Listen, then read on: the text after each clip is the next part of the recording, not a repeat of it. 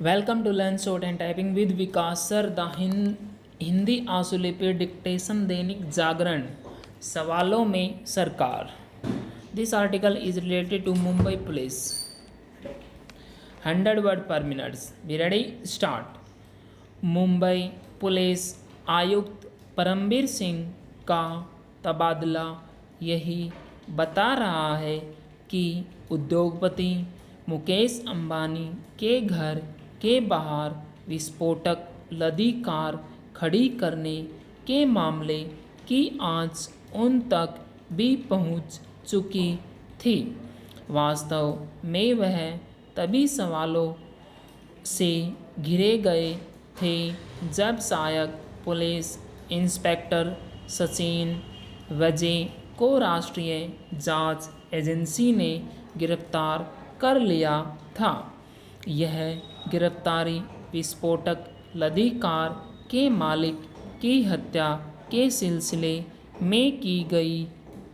अब तो यह संदेह भी गहरा गया कि कार में विस्फोटक भरकर उसे मुकेश अंबानी के घर के बाहर खड़ी करने का काम कहीं सचिन वैजे ने ही तो नहीं किया।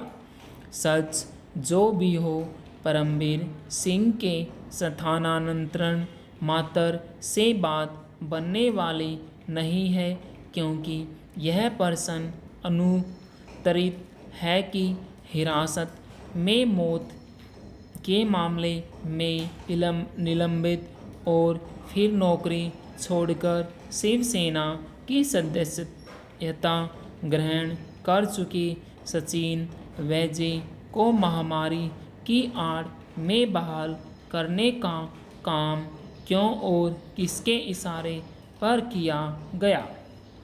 इससे भी गंभीर प्रश्न यह है कि मुंबई के सारे बड़े मामले उसके पास ही क्यों पहुंच रहे थे। आखिर यह मनमानी किसके इशारे पर हो रही थी? क्या पुलिस आयुक्त के या फिर उनके ऊपर भी कोई था? इन सारे सवालों के जवाब मुंबई पुलिस ही नहीं, महाराष्ट्र सरकार को भी देने होंगे, क्योंकि उसकी ही अतिरिक्त कृपा से सचिन वैजे की पुलिस में बहाली हो सकी। यह विचित्र है कि जब एक बेहद गंभीर मामले में महाराष्ट्र सरकार को यह सुनिश्चित करना चाहिए था कि पुलिस की कार्रवाई निर्विवाद ढंग से हो, तब बहुत ही बद्ध ढंग से लिपापोती की गई। इससे भी बुरी बात यह है कि शिवसेना नेता और यहाँ तक कि खुद मुख्यमंत्री उद्धव ठाकरे बदनाम सचिन वैजे की पैरवी कर रहे हैं। क्या महाराष्ट्र में इस तरह कायम होगा कानून का शासन? देश ही नहीं, दुनिया के नामी कारोबार मुकेश अंबानी को आतंकित करने के मामले में शिवसेना के चहेते पुलिस इंस्पेक्टर की संदिग्ध भूमिका मुंबई पुलिस के साथ साथ महाराष्ट्र सरकार को शर्मसार करने वाली है। लेकिन सरकार में बैठे लोग शर्मिंदा होने के बजाय यह राग अलापने में लगे हैं कि मुंबई पुलिस को नीचा दिखाने की कोशिश हो रही है। उसकी छीछालेदर तो उसके अपने कर्मों से हो रही है।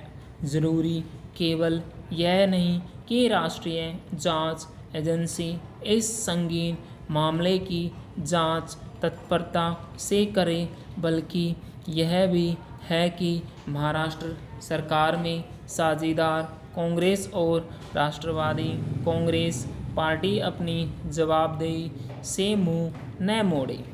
अन्य राज्यों के छोटे छोटे मसलों पर आसमान सिर पर उठाने वाले ये राजनीतिक दल इस मामले में चुप्पी साधकर फजीहत से बच नहीं सकते। पूर्ण विराम।